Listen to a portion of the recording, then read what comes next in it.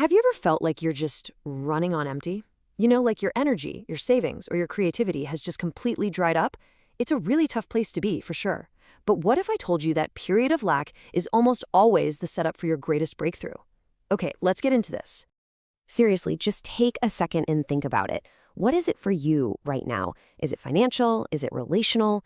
Maybe it's that sense of purpose you used to have. We're about to walk through a powerful framework for what you can do when your brook runs dry, and we'll use an ancient story that has some surprisingly modern and potent lessons for today. For so many of us, these are our modern-day dried-up brooks. It's that feeling of total burnout from a job that just takes and takes. It's the financial strain from an economy that feels completely unpredictable. Or maybe it's that creative block that feels like a brick wall.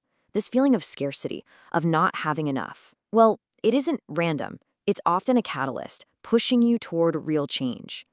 And this right here, this gets to the absolute heart of it. These seasons where everything dries up are designed to do one crucial thing: shift our focus. They kind of force us to stop trusting in our temporary resources, the job, the money, the plan, and start looking for our true, unshakable source. This brings us to what I call phase one, the ravine. So in the story of the prophet Elijah, after he delivers this really tough message to a corrupt king, God tells him to go hide out in a ravine. Think about that. It was dark, it was lonely, it was totally isolating. It was a forced timeout designed to narrow his focus down to one thing, and one thing only: his provider. Some of us might be in a spiritual or emotional ravine right now and not even realize it. This slide shows the lesson of the ravine perfectly. It's just so easy to start trusting the brook, our job, our bank account, our relationships, instead of the source who provides all of them. The ravine is where that trust gets a major tune-up. It's about moving your dependence from that temporary column on the left to the permanent one on the right. And just when Elijah gets kind of comfortable, depending on this little stream for his water, poof, it dries up. This is such a critical point. The resource is taken away on purpose. It's not a punishment. It's a signal. It's God's way of saying, get ready, it's time to move. Sometimes the very thing you're clinging to has to disappear to launch you into your next chapter. Okay, so what happens when your brook dries up and you know it's time to move? How in the world do you navigate that kind of uncertainty? Well, this is where we find this amazing, repeatable pattern, a tool that shows up over and over again right before a breakthrough is about to happen. We call it the CPR model: command, promise, and risk. And no, we're not talking about chest compressions, though it's kind of like a spiritual restart for your heart.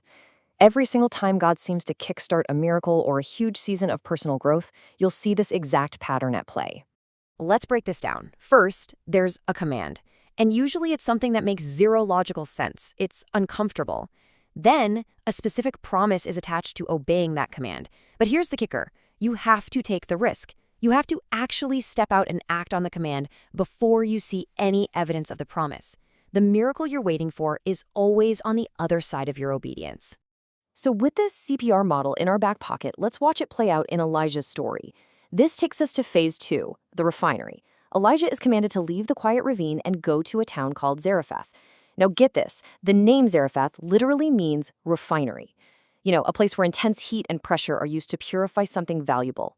So he's moving from the cold, dark ravine straight into the fire. And the command he's given is completely illogical. I mean, look at this. He has to travel over 100 miles on foot, deep into enemy territory where he is public enemy number one. His destination? The hometown of the evil queen who wants him dead. And who is supposed to take care of him? A poor widow. The path to your breakthrough is almost always going to lead you way outside your comfort zone. So when Elijah finally gets there, he finds the widow, and her situation is beyond desperate. She's not just kind of poor, she is literally gathering sticks to cook the very last meal for herself and her son. After this one tiny meal, they fully expect to die of starvation. This is the person God sent him to for provision. It's unbelievable. And right here is the command in action.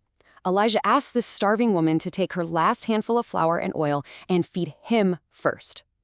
I mean, it sounds incredibly selfish, totally absurd, but it's the test. It is the illogical step that's required to unlock the promise. And right after that insane command comes the incredible promise. He tells her, if you take this risk, if you trust this crazy command, Your little jar of flour and your jug of oil will not run out for the rest of the drought. So she has to choose, trust her fear and her scarcity, or trust the promise. She takes the risk, and the miracle begins. So, how does this ancient story help you when your energy is gone or your bank account is looking grim?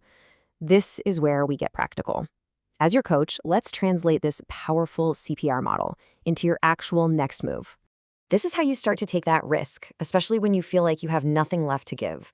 The principle is completely counterintuitive. If you need more opportunity, find a way to give an opportunity to someone else. If you feel a deep lack of support, go support someone else. It's a test of faith, right? Giving from your place of need, not from your surplus. And the motive is key.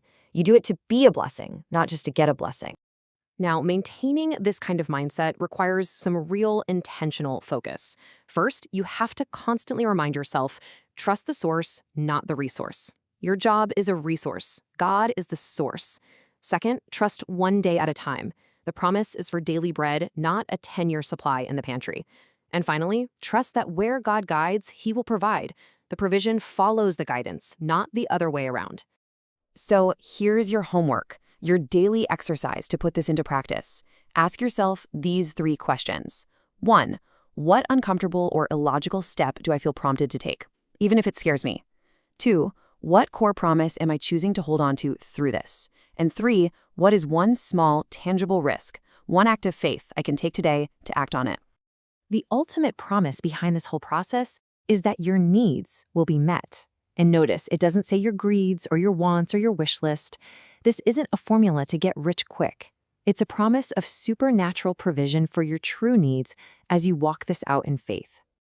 And that leaves us with this final powerful question. When you look at the brook that has dried up in your own life, what is the illogical command you're being given? What is the promise you need to cling to? And what is the risk you're being called to take, maybe even today? Your next breakthrough is waiting for you on the other side of that answer.